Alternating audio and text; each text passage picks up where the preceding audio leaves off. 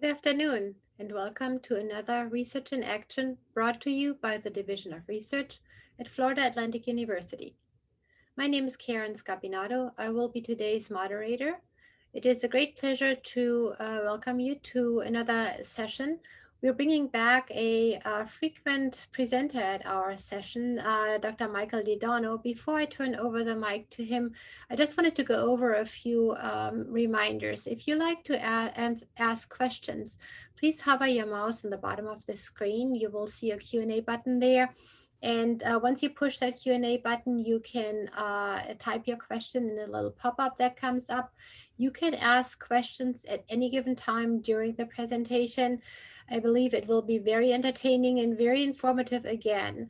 If you haven't listened to any of Dr. DeDonno's other presentations, I highly recommend doing so. They're available on our website, FAU Research in Action. Dr. DeDonno is a faculty member in our College of Education in the Department of Educational Leadership and Research Methodology. He also has a cross-appointment appointment in the College of Medicine in Integrated Medical Sciences. He's well known for his very entertaining and very thoughtful presentations. He even gives those on cruise lines, as I found out not too long ago. With that, I will turn it over to Dr. DeDonno to tell us about memory as we age. Well, thank you for joining, everybody. I'm delighted to do another presentation on research in action. This topic is going to be memory as we age. Before we get started, I'd just like to spend a minute just telling you a little bit about myself. I moved down to South Florida 10 years ago. I grew up in Cleveland, Ohio. I studied at Case Western Reserve University, where I received my MA and Ph.D. in psychology. I studied mostly cognition, a little bit of neuroscience, but one aspect of my research has always been human performance, and one area is memory. Why do some people have better memories than others? Why do certain people forget easier? Even in the animal sciences, we see when we think about elephants, we always hear about the memory of an elephant. Well, there's science behind that. We know that elephants recognize their herd better than others. And when they see an unrecognizable elephant, they get defensive, even though they haven't seen their herd in many years. So the elephant long memory, there's evidence to that. So we think about it in a human aspect. This is a very interesting topic. I came to, again, South Florida 10 years ago. I moved down. I went to work at Berry University in the Department of Psychology. I spent 4 years at Berry. And then I moved into corporate America, where I spent a little over a year working in pharmaceutical research. But I'm an academic and I'm a researcher. So I came back to academia, work here at FAU now for the past 5 years. It's a great university. If you have not been back here, I urge you to drive through. We're right off of Glades Road. Drive through, see what it looks like back here. We've got some beautiful new facilities. We got a great football stadium. Stop back here if you haven't been back here for a while. I think you're going to be real delighted to see what we have in our own backyard here in Boca Raton. On the side, I also work with Best Buddies. That's a organization that does work with individuals with intellectual and developmental disabilities. It's a great organization. It's based out of Miami. They have 4 pillars. They work with one-to-one friendships. They do leadership development. They do inclusive living. And they also do employment development. It's a great organization. I would urge you to check out Best Buddies. Wonderful organization. If you have time, you can support in any way, they would greatly appreciate it. But let's get started on our presentation this afternoon. So this is just kind of an overview of what I'll be chatting about. The first part I'm going to talk about is the process of memory. Then we're going to lead into retrieval, recall, and forgetting. And then we're going to talk about memory as we age. So when we think about memory, it's really the process of encoding information. Right now, you're listening to me, you're encoding some information into your head, into your brain. When you're walking down the street, you're encoding information. You're encoding the sounds, the sights, the smells. You're taking all that in. And then if it's interesting information, you may store it, and it may go into your more longer term memory. We're going to talk about that in a minute. But this is holding that encoded information. So you take information in with your eyes, and then you're encoding it. You're encoding it in so that it has longer term memory into your head. We'll talk about that in a few minutes. And then, of course, there's the retrieval process, right? So this is where you would retrieve information that you have in memory. There's some evidence and there's some researchers that feel like you have every bit of information you've ever experienced in your life in your head, in your brain. It's just the key of retrieving it. So right now you're listening to this presentation. You might also be thinking about other things that you have to do today, some other things that have recent experiences. But if I asked you to think about maybe your 30th birthday or your 40th or 50th birthday, now all of a sudden you're bringing back a memory of something that you weren't even thinking about a minute ago, but it's in your memory, and it's just really the act of the retrieval cue that is key to bringing up memory. So this is big in education. For students, for example, it's more of an act of finding the retrieval cues that help you recall the information, which is critical in memory. So there are really three-stage process of memory. You have sensory memory, which are your senses. You have short-term memory, and then you have your long-term memory. Think of your sensory memory as your five senses, what you're taking information in. Then you have a short-term memory that's going to hold it for a brief second, and then you have your long-term memory. If we take a look at a table or a chart, this kind of gives you an idea of what it looks like. So you're encoding information from your senses, right? So you're looking at something right now. You're looking at a video. You're watching me.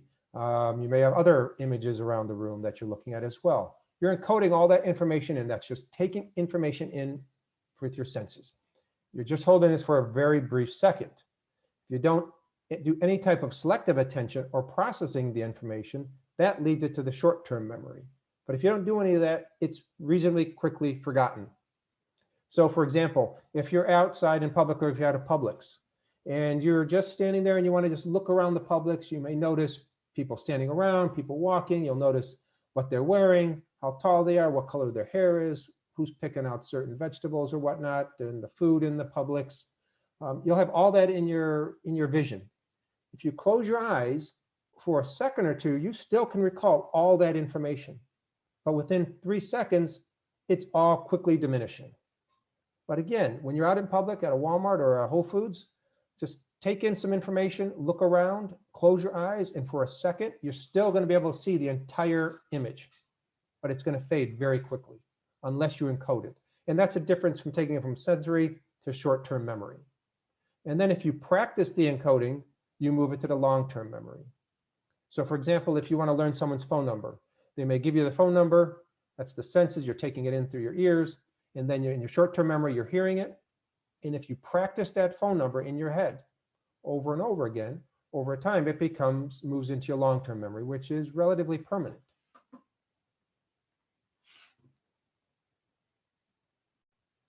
So again, the main process, pattern recognition, grouping of sights and sounds. Its capacity is large, but it's not unlimited. So you can take in a lot of information. If you're at a football stadium watching a football game, you're taking in a huge amount of information, right? All the fans, you're taking in what's happening on the field. You are taking in a huge amount of sensory information, much more than you can imagine. And then when you close your eyes for a second or two, you still can recall that. And then it starts to diminish. So it takes in a lot of information, but it's very brief. It's only for a few seconds unless you move it into your short-term memory.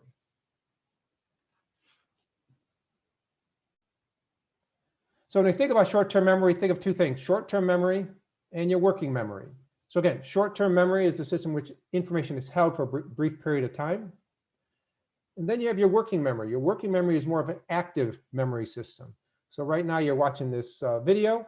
You may have on your mind other things as well, or maybe when you're driving home from work, you're thinking about needing to stop at Publix to pick up some milk, bread, and eggs. You might also be thinking about what you need to do when you get home. You need to call your brother or sister. You're also thinking about the driving patterns, right? Making sure you're driving at 35 miles an hour, or whatever the speed limit is.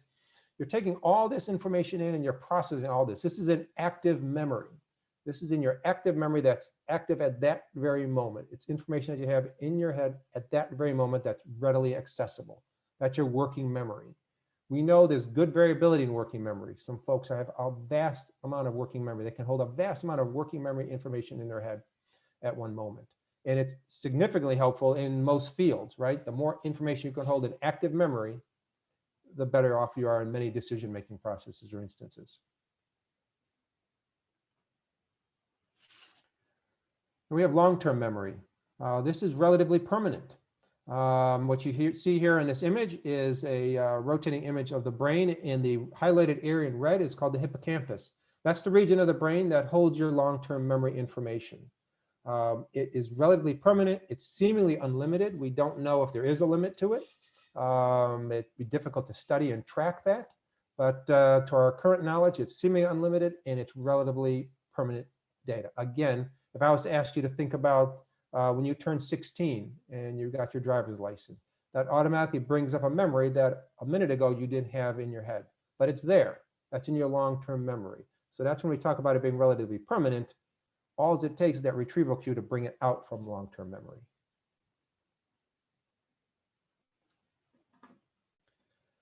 So I'm going to do some exercises here just so you can kind of experience how your brain works. And the first thing I want to show is your brain is a code cracking machine. Your brain can do things that a computer could never do, not at the processing speeds that your brain can do. So in this next slide, you're going to see a paragraph that there's not one correctly spelled word, but you're going to be able to read it with ease. No correctly spelled words, but let's see how well you can read this statement. So I'm going to put it on the screen. I'll give you about 20 seconds to read through it, and let's see how well you do.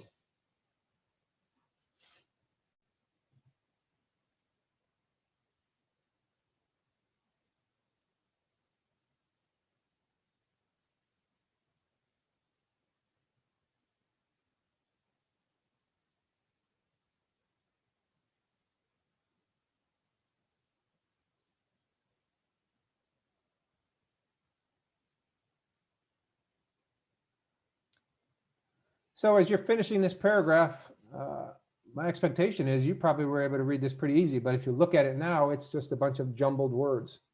A computer would underline every one of these words, and it might have an idea of what some of these words are, but it may not. But you were able to read it with ease.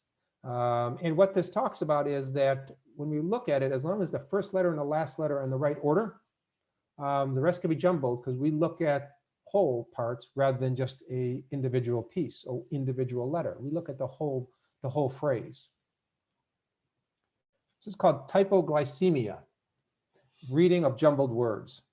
It's kind of like seeing the forest from the trees. It also talks about the ability to see patterns. We're very good at pattern recognition. Now, the issue with pattern recognition is sometimes some of the detail gets lost. You can see the pattern, but you don't always see the detail. And we're going to talk about that in a minute when we talk about the forgetting aspect of memory.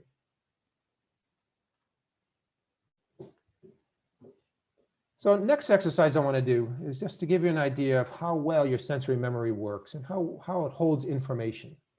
So on this next screen, you're going to see 3 rows of letters in the center of the screen. They're going to show for a brief second, and then it's going to go away. And then we're going to see how many letters you can remember. So what you're going to see here is 3 rows of letters, a center of the screen, and they're going to be on for a brief moment. So let me get this kicked off. Okay, your screen should be blank, and you're going to see the letters here in just a second. Keep your eyes on the center of the screen.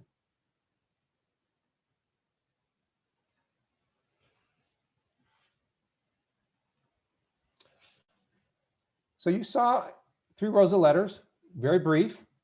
And as soon as you saw them, you saw every letter. And as soon as it went away, you probably still could remember every letter. So let's go through a few. And you can just read these to yourself. Was P in the list? It was. How about A? Remember an A in the list? No, there was no A in the list. D? No D. How about an M? Do you remember an M in the list? There was an M in the list. So what you saw there is an array of letters that flashed pretty quick in front of the screen. And it was information was presented, and then we went right into questioning if you could recall which letters you would recall.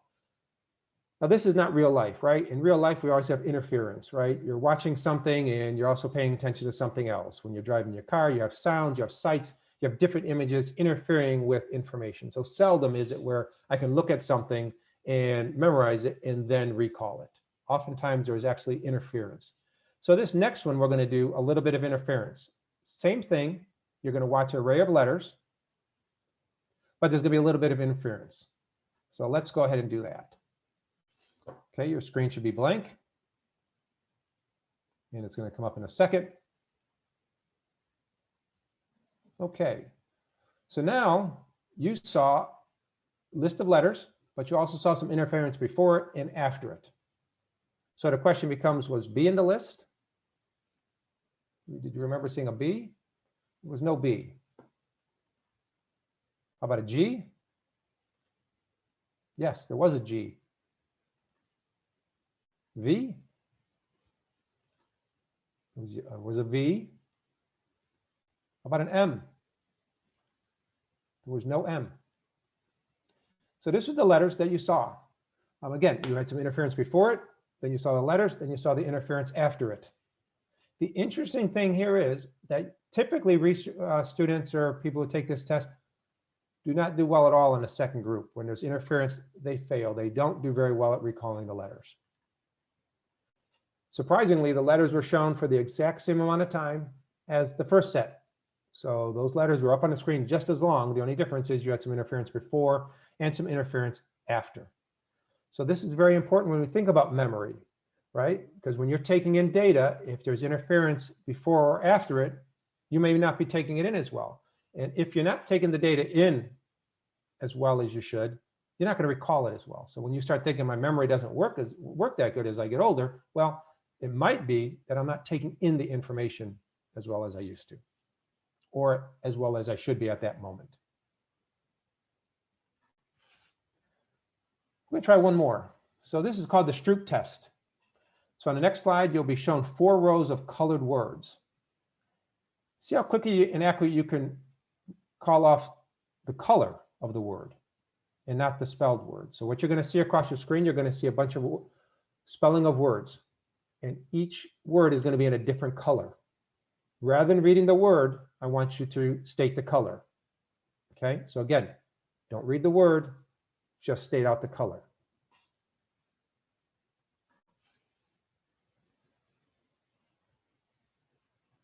So read each one, but again, read the color and not the word.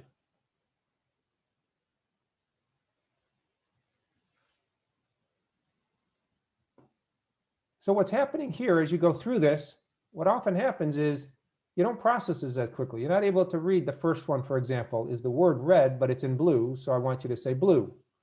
The second word is blue, but it's in gray, so I want you to say gray. It takes a fraction of a second longer to process that.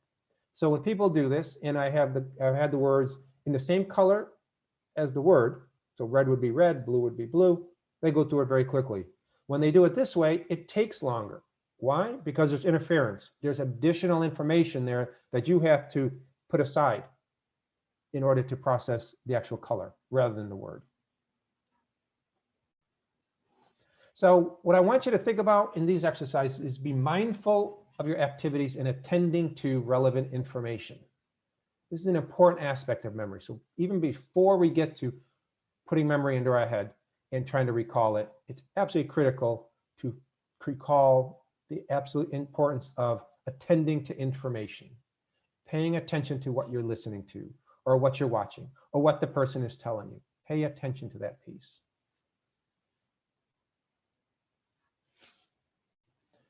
So as a summary of part 1, I just want you to remember memory is complex, right? Through attention, we take information in via our senses. It's held briefly, and then it moves into short term. And if you continually use it, it goes into long-term memory, which we believe is relatively permanent.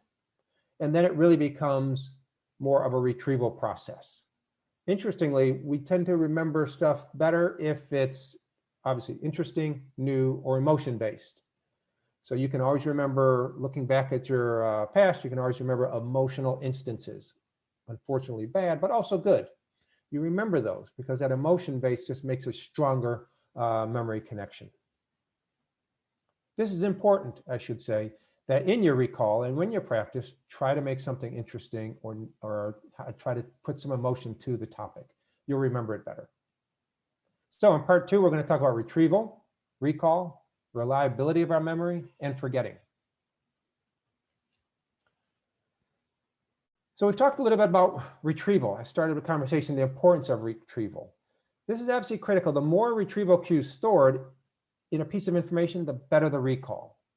So for example, when you meet somebody and you introduce yourself to them, it's important to ask them questions, where they're from, what do they like, what are their hobbies, where did they go to school, what do they do?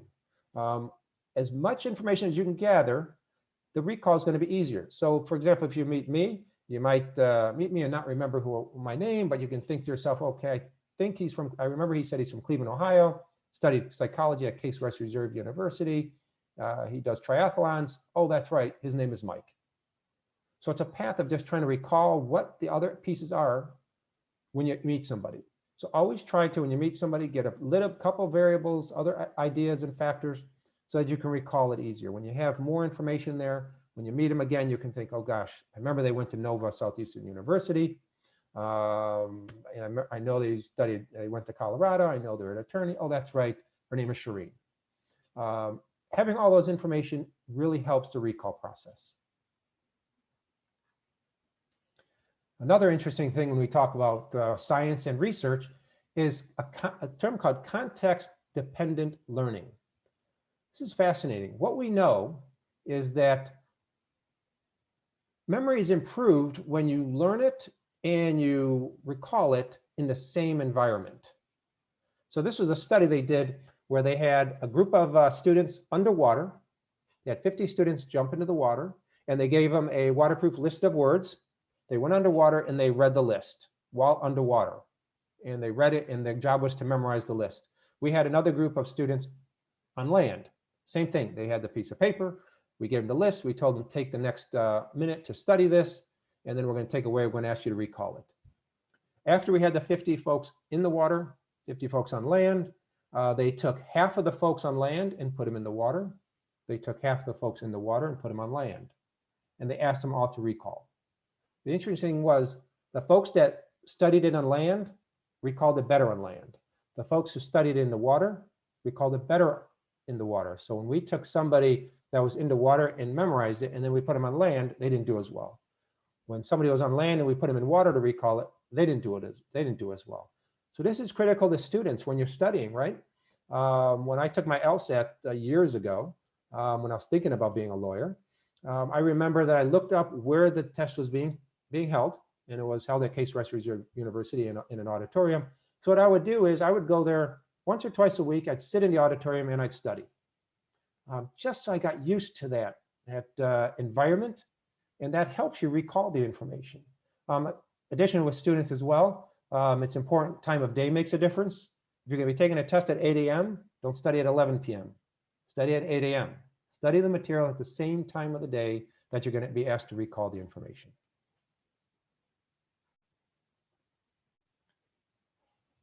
So the question becomes, how reliable is your memory? And there's good data out there that some say that our memory is really not that reliable.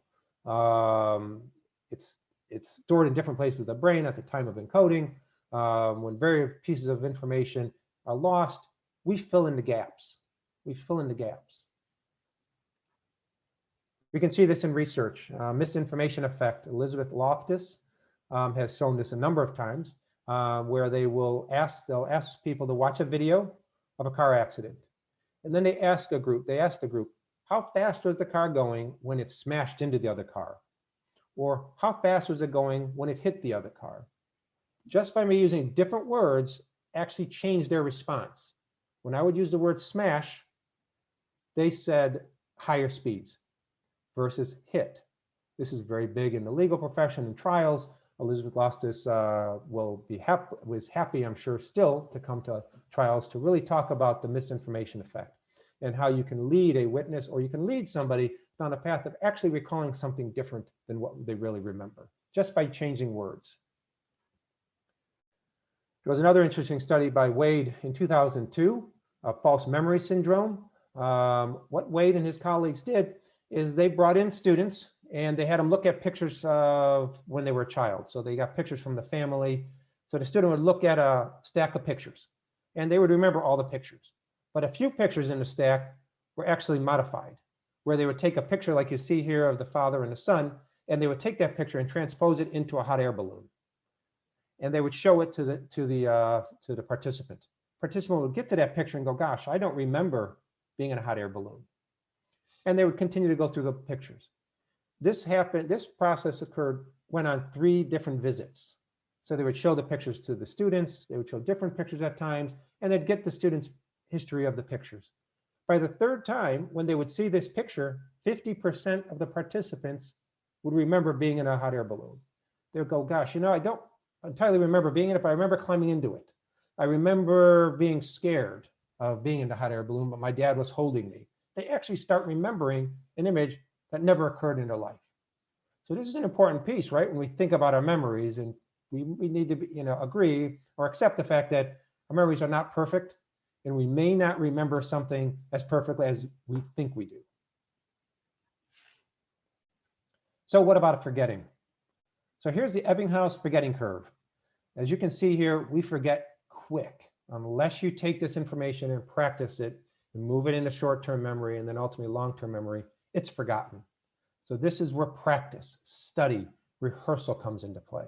Because you can see here, if I give you information within 9 hours, you're down to maybe recalling 40% of it. It happens quick.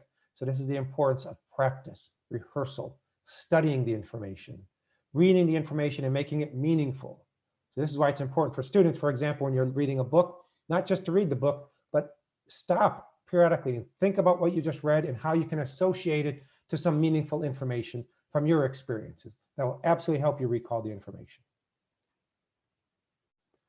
So a summary of this section: retrieval of information is aided by cues, memories are fallible, and forgetting happens quickly unless we do some practicing of rehearsal and bringing it into long-term memory.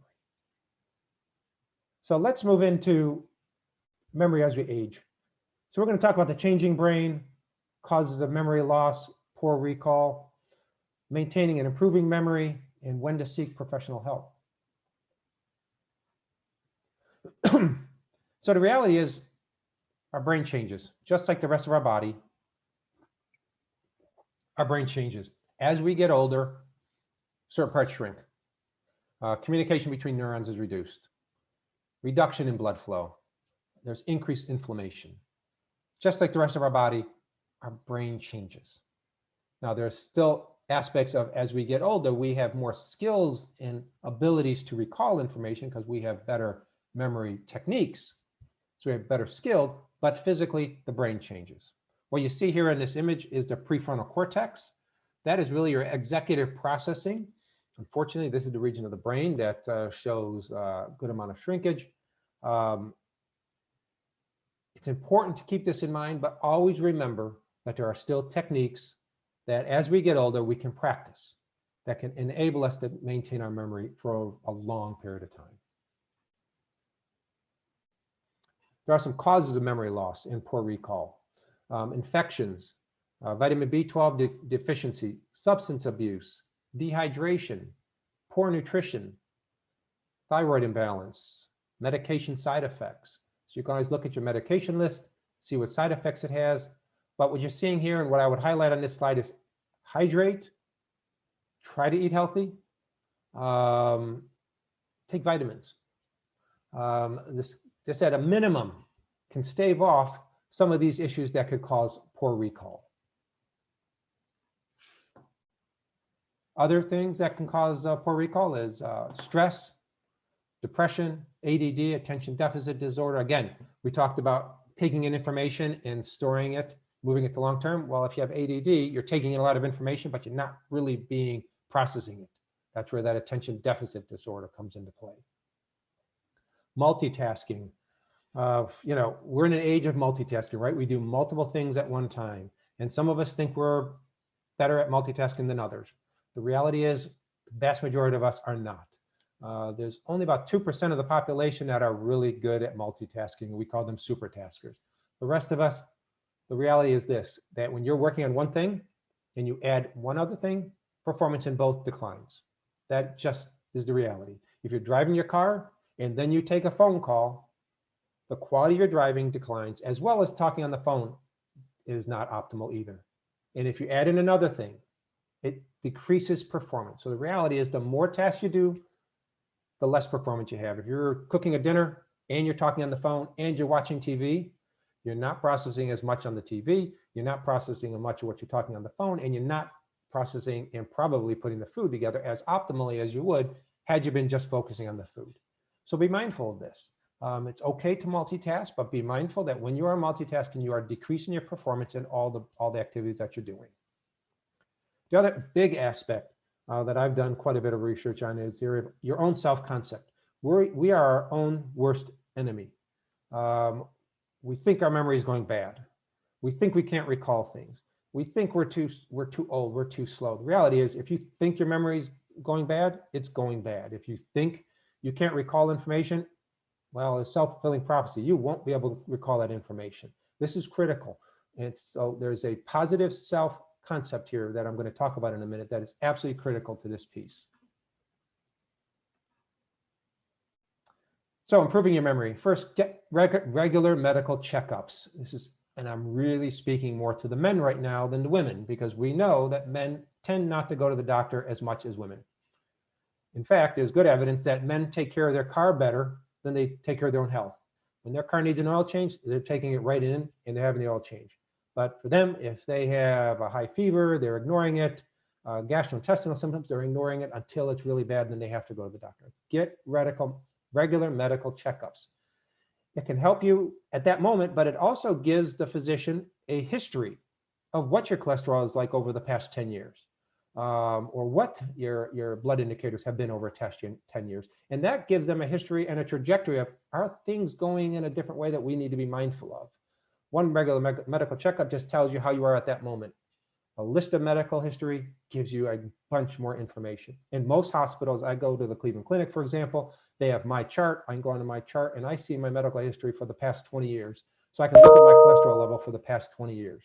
And my physician can do the same. It's absolutely critical to have a good understanding of how my health is progressing as I get older. So get regular medical checkups. Learn a new skill. So this idea that use it or lose it, that's old news. You need to learn a new skill. So if you play the piano, take up the guitar. If you're not taking a musical instrument, pick one up, start learning it. There's a big difference between just doing what you already do versus learning something new. So you may be very good at playing the piano and you play the piano every day. That's great, but we want to do something new, because when you play the piano, you're just strengthening those synapses with that memory of how to play the piano. But if you go pick up a guitar, all of a sudden you're creating new neurons. You're doing neurogenesis that's actually creating new neurons in your brain, and that's beneficial to longevity of the brain. So you can do this very simply. When you go to Publix, drive different to Publix next time you go there. Whole Foods, go a different route. Tonight, when you're brushing your teeth, if you typically brush your teeth with your right hand, brush your teeth with your left hand. I guarantee you're going to really find that your brain is going to be processing much more information just by changing that one simple thing. So learn something new, do different things. Get moving. We talked about blood levels, making a difference in the brain. Get moving, exercise. And I'm not talking you need to go to the gym, but take a walk down the street. You don't need to go far. If you haven't been walking, walk a quarter mile. That's great. You don't need to spend a half an hour walking. Walk 10 minutes. Just get out, active. When you go to Publix or Whole Foods, park a few cars farther away to just get a few extra steps in. That's going to help blood flow. That's going to help the circulation in the brain. That's going to help your memory. Very important. Reduce stress. It's important for stress and meditation, yoga. You don't need to practice, for a half hour a day. You can do this for minutes a day. You can just sit down before you turn the TV on and just feel your breathing. Put your hand on your stomach and just feel the breathing. Just feel how the body is. Just absorb some of the sounds in the house, the air conditioning kicking on or off, or the birds in the back. When you're at Publix or Whole Foods, just stop and just take in what you're hearing and seeing. Just for a minute, just slow down and just take in all information without judging, just take in the sounds, the sights. That's a form of meditation. You're just slowing down the brain to just absorb what you're feeling at that moment, what you're seeing at that moment. That's all you need. You can practice various meditation techniques. And they're great. There's a load of information that meditation helps in virtually every aspect of your health. So it's a good idea to practice this, but be mindful that this is not something that needs to be arduous. Just start very simply. Socialize. Now, right now we're in a social distancing. We've been doing that for the past year, but it's critical to socialize. Get out, visit friends, across the street, and stay socially distancing, but talk. Walk down the street and say hello to the neighbors. Use Zoom with family members. Make phone calls. Socialization is absolutely critical to your memory recall. Getting out, doing different things. It's all really helpful for your memory recall. Minimize distractions. We talked about this a minute ago, right? We talked about, multitasking. Turn off the TV when you're having a conversation. If you're having a conversation with a friend and the TV's on and later you don't remember what you talked about, well, maybe that's because you were multitasking. You were listening to the TV and listening to the friend. Turn off the TV and just listen to your friend. Minimize use of cell phone while driving. These are just very simple things to do. Listen, when you're driving, it can be, accidents can happen in a second. I always encourage, my students and colleagues, you don't need to be talking while you're driving. Certainly, you don't text while driving. Just be mindful of these things. Again, the ability to recall information is heavily based on how you take the information in. If you're distracted and you're not taking in complete information, you're only taking in partial information, which is going to make recall even more difficult. Choose to snooze. Keep a calendar, keep to-do lists. If you feel like you're forgetting things, or I forgot to do this today, I forgot to do that today, that's okay. Put a to-do list. I have to-do lists. I have a whiteboard in my office. I look at it every day. Those are my to-do list. That's my calendar. I'm looking at my schedule. It's okay to have those. Put the little Post-its up to remind you things. Those are very smart things to do. And it doesn't mean that your memory is going bad. These are actually smart techniques to remember things. Finally, don't accept the ageist stereotype about memory decline. Positive self-talk. Positive self-talk is absolutely critical. When you're forgetting something, don't tell yourself, oh gosh, I just don't have a good memory anymore. No, you need to tell yourself that I have a good memory. I can do this. I have a very good friend who is 90 years old. He can remember everybody's phone number that he knows in a moment's notice. Why? Because he believes he has a strong memory, and he does have a strong memory. And if he starts to forget something, he's like, wait a minute, I can do this. I can remember this. It's really a big piece of this is just your self-concept of telling yourself you can remember these things. As I get older, yes, I'm not as near to the level that I was when I was 30, but I still have high capacity and I can remember virtually everything that I need to know. Stanley Kunitz, just as an example of positive self-talk, American poet at 95 years old, became the 10th poet laureate in the United States. He had this phrase that I thought was very powerful. The ability to stay alive in both senses has to be in part a matter of good fortune, the right genes and antibodies, but will and motivation also count. And this is where the self-talk comes into play, using your will and motivation to continually strive to help maintain a strong memory. Just some normal forgetful items. If you look at these, forgetting parts of an experience, that's normal. Forgetting where you parked the car, that's normal. I did that this week. I walked down the Long Aisle. Forgetting events from a distant past. Forgetting a person's name, but remembering it later. Forgetting the punchline of a joke. This is normal forgetting. Don't be concerned about these. This is normal forgetfulness. Signs that it may be a little more serious is you forget an experience in its entirety. You don't remember going to Disney World at all. Forgetting how to drive a car or read a clock. So you get in your car and you don't remember how to turn the car on and you don't know how to put the car in gear. You look at a clock on a wall and you can't understand what it's saying. Forgetting ever having knowing a person. So if you meet a person and you don't remember them at all, you've never met this person before. Forgetting how to handle money or pay bills. Again, these are signs of a more serious situation. So as a summary of part 3, the change in brain is normal part of life. Physiological and psychological reasons for memory loss. Multitasking and lack of attention can impact the encoding information. Again, encoding, poor encoding is going to result in poor recall. So when you're taking in information, be mindful of what you're listening to. Take that information in the best you can. So I ask you to make a commitment today to 3 things.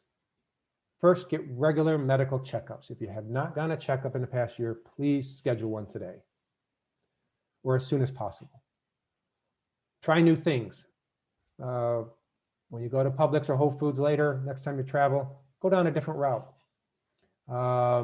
Pick up an instrument. Try new things. Pick up new games, new card games, something new. Brush your teeth with your left hand tonight rather than your right hand. I guarantee you'll find that very interesting, how the brain will process that.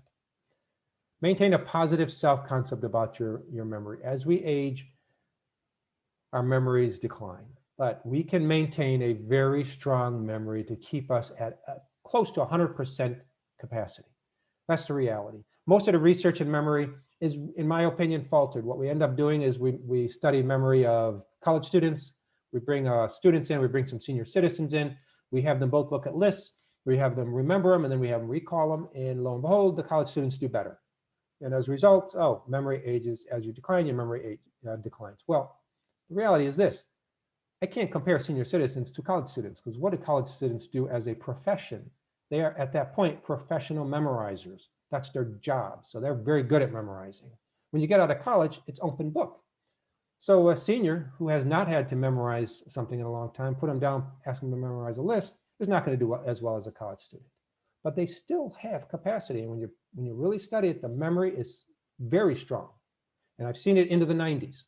So you can maintain a good, strong memory for your entire life.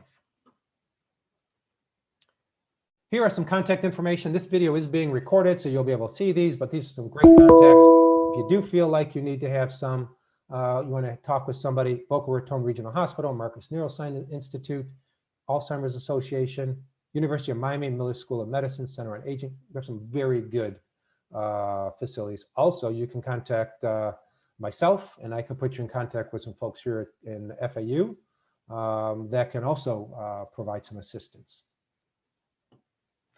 Lastly, I just want to share with you, if you're interested in research or learning more about research, I've talked about some research studies in this presentation. You can check out my website on michaeldedonno.com. I also would encourage you that if you would like to get involved in research, or if you can support research in any way, researchers at FAU could absolutely use your help. If you want to serve as a collaborator or a sponsor, we really, it's really up to the community and the university to work together to optimize the research. Everything you're seeing today, everything that's been done, the laws, the seatbelts in your car, this has all been done based on research. So we need your help in any instances. If you can support us or you'd like to learn more about research, contact me, contact anybody at FAU. You can go to my website, and I have a plethora of information on there about research and some of my background too, my published work as well. So again, I just want to share some credits. Thank you for joining this afternoon. I'm happy to take some questions. I enjoyed our time. Thank you very much, Michael. I think several of us can relate to that video. I want to, before we get started with the question, I want to second what Michael was saying earlier about the support for research. We definitely, anything that you have in your house probably is based on some form of research that was done at some point in time. So research is really important for anything that we're doing, anything we have in our lives. And if you can support it, we'd be very grateful for that. You can contact any of us here in the Division of Research. Okay, we have some time for some questions. If we do not get to your question, we will ask Dr. DeDonno to answer them offline, and we will post all answers on our website together with a recording of his presentation today. Okay, Michael, there are obviously quite a few reports how insomnia or even just lack of sleep can affect memory. Do you have any knowledge of that and how that is related, how the two activities are related? What was that first activity? I heard the sleep and what else? Insomnia. Insomnia. Yeah. So yeah, so what we know with sleep, right, is when you sleep in cycles, and a typical cycle is about 90 minutes, and you go in different levels of sleep. The deeper the sleep, really is the point where it's really helping the brain. And what we know is you cycle, right? So in a 90 minutes, you cycle through, and then you go through another cycle. At the end of those cycles is where it's really beneficial to your brain. And what we know is in your first cycle, it's only maybe a few minutes helping the brain. The second cycle, a few more minutes. Third cycle, helping the brain more. So the issue is you need to go through multiple cycles to really help the brain. So you think about it, if a cycle is 90 minutes, you need to get to about a fifth cycle to really get some benefits to the brain. That's 7, 8 hours. And when you have insomnia, or if you're only sleeping 5 hours a night, you're really not giving your brain the appropriate rest and processing of information. So insomnia is very tough, but I would always encourage my students and folks, make sure you're getting enough sleep. And there is a lot of evidence, there's a lot of good research out there that if you look up, you can contact us at FIU. We can help you with some of the great literature on sleep. It's really important. I think we have a presentation on research in action on sleep. Yeah, we do. Very important. You really want to pay attention to that. Sleep is not just an act of laying down and going to sleep. There's actually techniques and strategies to it. Thanks, Michael. We actually do have a presentation on sleep that was given, I believe, last year by Christine Spadula. If you look at our website, FAU Research in Action, she's a sleep researcher, and she gave a presentation in Research in Action that was recorded.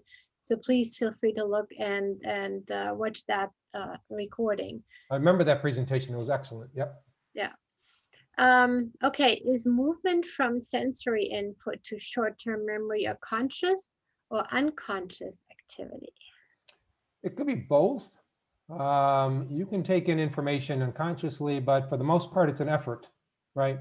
So if you're taking in information, you're looking out if you're in Publix and you look down an aisle and you're taking in information of who's there and what they're wearing and whatnot, then you close your eyes and you try to remember it. That's a conscious effort. Yeah. However, you could, walk into a room and it's a birthday surprise to you or something, and all of a sudden, surprise, there might be information in there that you're just unconsciously taking in.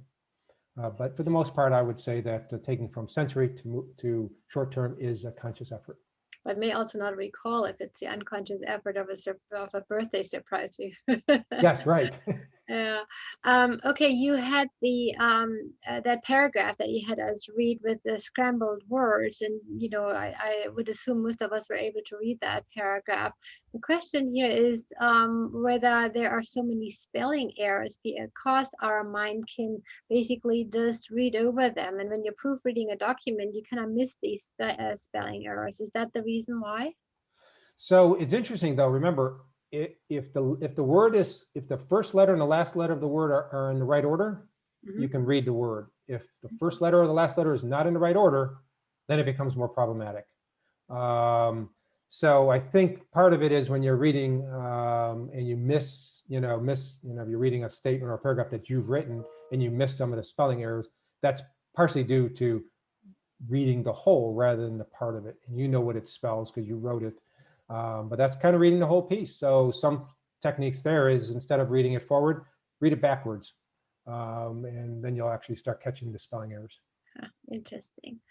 You talked about multitasking, and that if you're doing multitasking, you may miss out some of the information because you don't focus on either one of the information. The question here is, how do you test for super taskers? So I don't remember the researcher's name, but I do have it.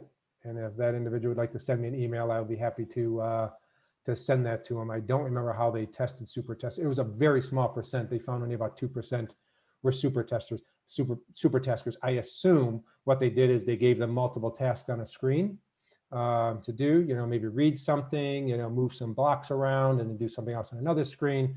And they tracked performance when they did just one thing at a time, and then they gave them another task. And they found that 2% of the people actually did not degrade their performance as they added more tasks to them. I wish I was in that group. That'd be cool, right? Yeah.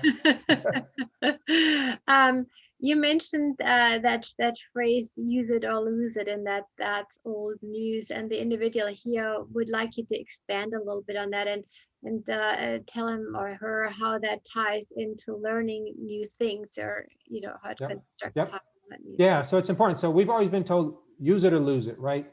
Um, Here's the thing. When you are using your brain to do, like if you play cards, you play rummy, bridge, and you've been playing it for years, and you keep continually playing it, that's great. But what you're doing is you are strengthening existing neurons in the brain, because you already have a neuron in the brain that processes that act of playing bridge. So you're just strengthening that one neuron. Now, if you go play something else, like another game, now you're generating new neurons. There's new neurogenesis happening. And from the literature we know is when you create new neurons, that is much better for the brain than just strengthening existing neurons. So that new act is going to generate new neurons, and that helps your memory recall and helps keep your memory strong. Very interesting. You mentioned the good nutrition and vitamin B12. The question here is, what about over-the-counter supplements that are advertised as assisting with memory or brain health?